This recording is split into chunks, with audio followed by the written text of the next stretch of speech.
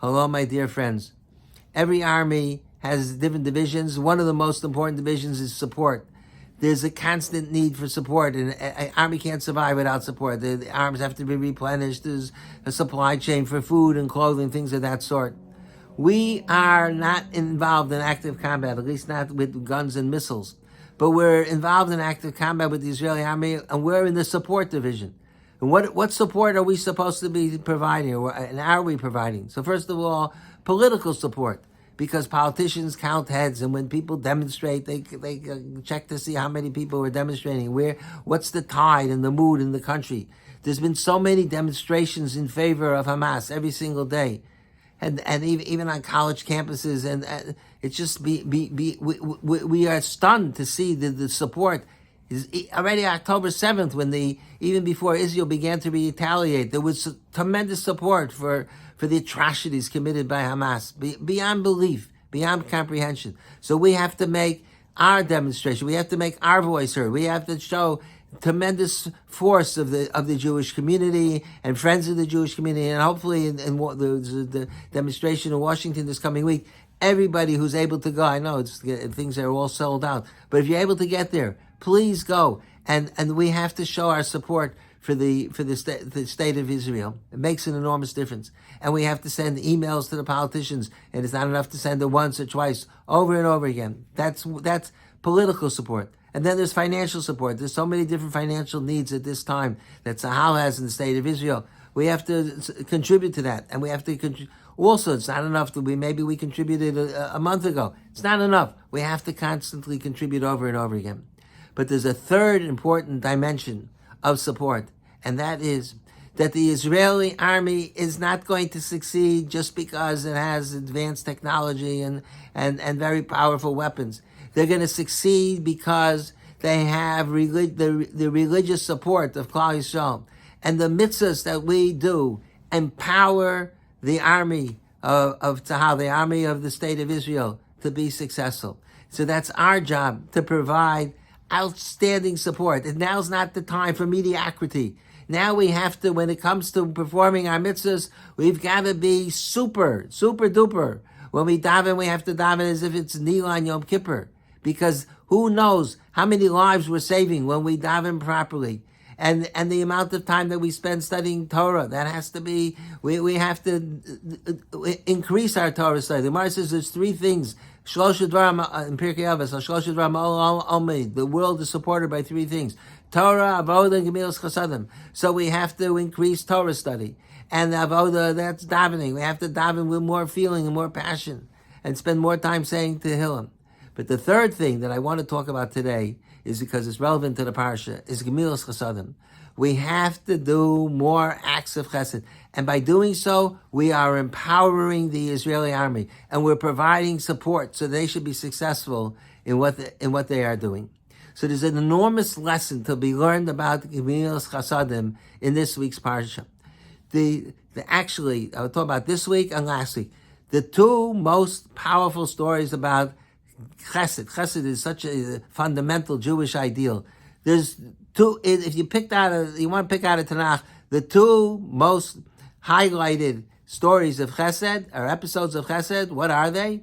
It's Avram Avinu in last week's Parashas Vayera feeding the three guests, the wandering people that came into his tent, and Rachel, Rivka. Rivka, Eliezer asked her for a drink of water, and she provided water for the camels. So I have a question to ask you. Those are the Torah, the stories that are recorded in the Torah. Those are, it's not just history. Those are inspirational lessons for us.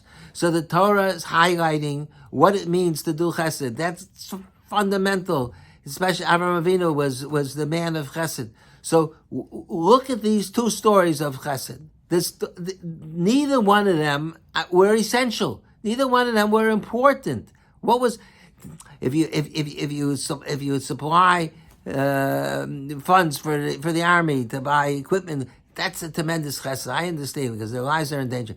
What did Avram do? There were these three guys, three Arabs wandering in the desert. He didn't know them. It doesn't say any place that they were hungry. Avram But he saw them. He ran, and they were idol worshippers. The Rashi says they had dust on their feet, which was idol worship. So there was no need. Why did he have to invite them into his tent? What was the purpose of doing that? And not only that, why did he have to invite them in? It's like if you're sitting at home and you're minding your own business, and you see in the window there's somebody walking by. So you run outside and say, "Hey, come on in! I want to give you a feast. And then I'm not just going to give you some pizza, but just wait. I got to go get my sheichet. We'll slaughter 3 cows and we'll give you tongue steak." Why did he do that? He went like overboard. For what purpose? What was the value of that? I understand chesed where there's a need. What was the value of Avram's chesed? And in the end, it turned out they weren't even people. The Torah tells us this whole story about Avram's chesed, hachnasas orchem. They weren't even people. They were angels. They didn't even need the food. And then the story in this week's parsha is the story of chesed. The Rivka, how was she zocha to become part of Klal Yisrael? How did she become part of Avram Avinu's family? How did she be zocha to be the wife of Yitzchak? It was because an act of chesed. It was a chesed. It was completely and totally unnecessary. Eliezer showed up with his camel. He didn't ask her to give water to the camels. He said, give me a little drink. You have a bottle of Pepsi or Coke. Give me. I'm thirsty. Give me a drink. So instead, she springs into action and she decides to go run and draw water for all the camels, 10 camels. And Eliezer had servants with him. They could have taken care of it. And she did it all by herself. And Eliezer didn't even lift a finger to help her. And nobody did. She's just running back and forth. It's like a superfluous, an unnecessary chesed. Who asked her to do that? And what benefit? If she didn't do it, then we got done anyway. And who was she doing a chesed for? The camels? I mean, that's the big story of chesed. That's how she became part of Klal Yisrael, because she did a chesed for the camels. Okay, you'll say, doing a chesed for the camels was doing a chesed for Eliezer, because if she didn't do it, Eliezer would have had to do it. But okay, but Eliezer didn't need her help. She was a little girl. That was the only way to feed draw water for the camels. So what's the answer to the question? Why these 2 acts of chesed? That's the Torah highlights them. They're up on a pedestal. That's what you want to emulate chesed. Look at Avram's hachnasas orchem and Rivka's chesed with the camels. Why are those the paradigms of chesed? The answer is because there's different levels of chesed. There's one level of chesed where you respond to a need, where somebody is poor and somebody is starving and somebody is ill and they need help and assistance. That's terrific. That's one. We do Bika Cholim and we do Cherek Hadisha. These are acts of chesed that provide a response to a need. That's tremendous. Klal Yisrael is when it comes to those types of things, the amount of tzedakah that Klal Yisrael gives is beyond belief. But there's a higher madrega of chesed, and that is it not only chesed as a response to a need, but that a person needs to become a rodef chesed, that the person is driven, that person wants to do chesed. And in the davening, where there's an expression, avas chesed, the Rebbeinu Shalom gave us a Torah with avas chesed, a love of chesed. We have to love to do chesed. And loving chesed means that I want to go out of my way to make you feel good. I want to give you pleasure. I want to treat you with tremendous respect so that you'll feel important. And even if there's no need whatsoever, and you'll be just as happy if I didn't do. If I talk about it all the time about giving people compliments. If you don't compliment somebody, they'll be okay without your compliment. But a person who's a rodef chesed and an ohev chesed wants to make other people feel important. They want to make people feel special. You give a person a good compliment, it can make their day, it can make their week, it can make their month, it can make their year, it can change their lives when you build people up.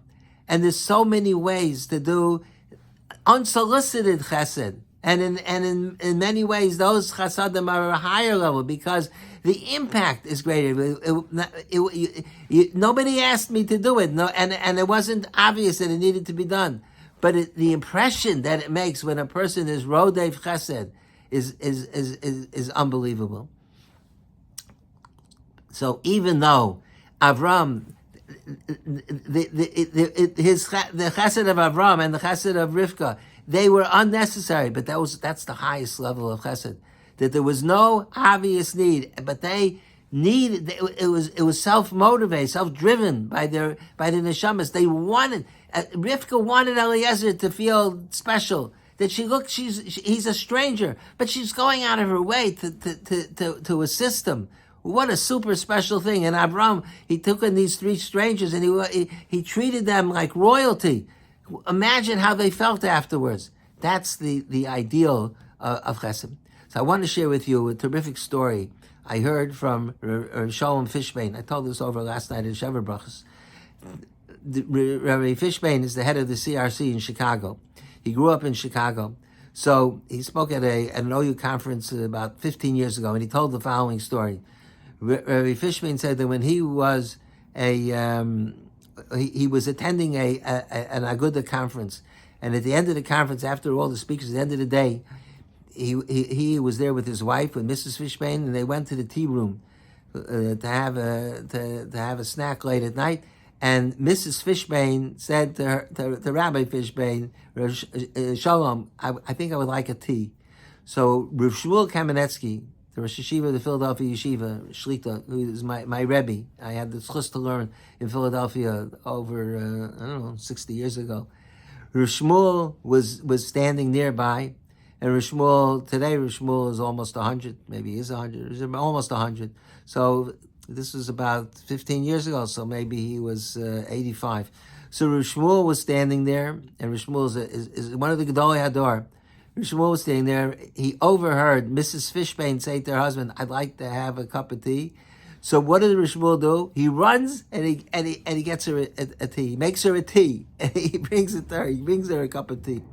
Why did Rav Shmuel have to do that? He's a Rosh Yeshiva, and he's an Adam Choshev, and he's such a special person. He has to make a tea for Mrs. Fishbein. What did he do that for? But the answer is because he knew that by his making a tea for Mrs. Fishbein, he's going to make Mrs. Fishbein and Rabbi Fishbein feel special, and he wanted them to feel that he appreciates them, and that he's being mechabed them with a cup of tea. Doesn't matter. He's a Rosh Yeshiva, and there's everybody. There are other people who could take care of it. No, he wants to. I'm going to make you a cup of tea to show you that you're special in my eyes. That's avos chesed. To go out of your way to build somebody up. So when Rabbi Fishbein told this story, he said that Rav Shmuel's father was Rav Yaakov Kamenetsky, and he learned this midah of doing chesed, unsolicited chesed from his father. And he told the following story about Rav Yaakov Kamenetsky passed away, I think, in 1985, something around then. Rav Yaakov Kamenetsky, maybe a few years later, he was also from the Gedolei Yisrael. He was one of the Gedolim in America for many, many years. So Rav Yaakov, when came to Chicago in the 1970s, the Kollel, Chicago Community Kollel, had just started, and there were certain things that had to be worked out. So Rav Yaakov came to be of assistance. So the people in the city he was a Gadol Hador, they wanted to meet him, so they came to see him. So Rabbi Fishbein at that time was 5 years old. His father took him to see Rav Yaakov Kamenetsky. And Sir Shalom decided he'll bring along, he had his little pocket camera, maybe he'll be able to take a picture of Rav Yaakov Kamenetsky. So he comes, his father takes him to see Rav Yaakov, and Rav Yaakov sees that he has a camera in his hand. So he says to little Shalom, "Shalom, would you like to take my picture?" So Shalom, very excited. So he says, "You know what? Come here, sit on my lap, and I'll give the camera to somebody else, and they'll take a picture of you and me together." Could you imagine? So Shalom, he has that picture. It's one of the most precious possessions that he has. A picture. He's sitting on Rav Yaakov Kamenetsky's lap.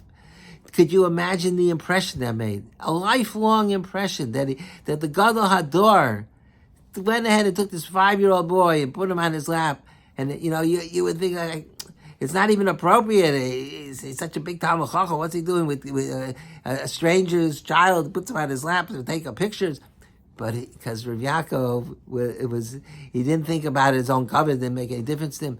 Rabbi Yaakov wanted this young boy to feel special. And that is, again, that's the ultimate of chesed, is when it's unsolicited and when there's a need, for sure we have to do the chesed. There's no question. You can't say it's not the most important. It's super important. We have to do chesed when there's a need. But the goal, the ideal is to be ohev chesed, tafal. So that's what Rabbi Fishman said, that Rav Shmuel, who ran to get a tea for his wife, he followed in the footsteps of his father, taught him that you have to do chesed even when unsolicited. And even for a little child, a 5-year-old boy, you do a chesed, you make the child, make his day. In that case, it wasn't just the day, it was for years to come. It left a lasting impression. And you never know where something that you do, a chesed that you do, you never know what kind of impression. I told I went to the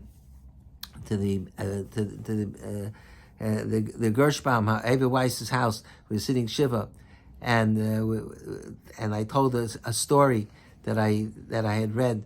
There was a fellow a Rosh Yeshiva in Bnei Brak in Eretz Yisrael, and he received an invitation to a wedding from somebody from Switzerland, and the invitation came with a check to pay for a ticket to fly from Eretz Yisrael to Switzerland. This Rosh Yeshiva was making a wedding for his son, so the Rosh Yeshiva was surprised that why was he invited to this wedding. So he called up. He was trying to remember who this person was. He remembered that when he was a young boy, he studied in the yeshiva in Panovich together with this person. Now he's a Rosh Yeshiva, but why is he inviting him to the? And he wrote a note. He said, it would be very special for me if you would attend my son's wedding. So he called him up and he says, why did you invite me to the wedding? I vaguely remember who you are, but we weren't close. So he told him that, you know what, when I was a young boy, my parents sent me from Switzerland to Eretz Yisrael. There were no high schools in Eretz Yisrael, in Switzerland. So he sent me to learn in Eretz Yisrael, and I was very homesick, and I wasn't learning well, and I was just very discouraged. So I called up my parents and I said I'd like to come back home, and they agreed, and they were arranging a ticket for me to return back to Switzerland. So the day I was about to leave, this Rosh Yeshiva in Switzerland told the Rosh Yeshiva in Eretz Yisrael, you came into the base marriage, and I was sitting there, and my collar was folded or bent or something, and you walked over and you straightened it out. You straightened out my collar, and that was a turning point in my life, because I felt abandoned. I felt so lonely. I felt that nobody in the world cares about me. But when I saw you were an older bachi who came and you straightened out my collar, that made me feel so important. So I decided, you know what, I'm going to stay in Eretz Yisrael. And I stayed, and I became a Talmud Chacham, and then eventually I became Rosh Yeshiva. If I had left, I probably would have been Shomer Shabbos, I would have been a religious Jew, but I would never have been developed into a Talmud Chacham, and certainly not a Rosh Yeshiva. So you see the impact of a little thought, consideration, a small. You don't even realize at the time the Rosh Yeshiva in Israel. He had no idea the impression that he made on this young boy because he straightened out his collar. So that, I think, is a tremendous lesson from this parsha, that chesed, it doesn't even. The highest level of chesed is when there's no need, and that's what we have to emulate. The example of Eliezer, of Rivka, and Avraham Avinu, and this is how we're going to provide our support to the Israeli army. By our tefillos should be powerful, and our Torah study should be intense, and our gemilas chasadim should be not only in response to a need, but we should go out of our way to find ways to make a person feel good, to be mechabed people. And in B'yirtzeh Hashem, in the schus of those three things, the Ribbon Shalom should bring the hostages should be freed immediately as soon as Mamish Bekar of Mamish, and the battle should be over, and Hamas should surrender, and there should be Shalom al Yisrael for all of Klal Yisrael and Eretz Yisrael and around the world.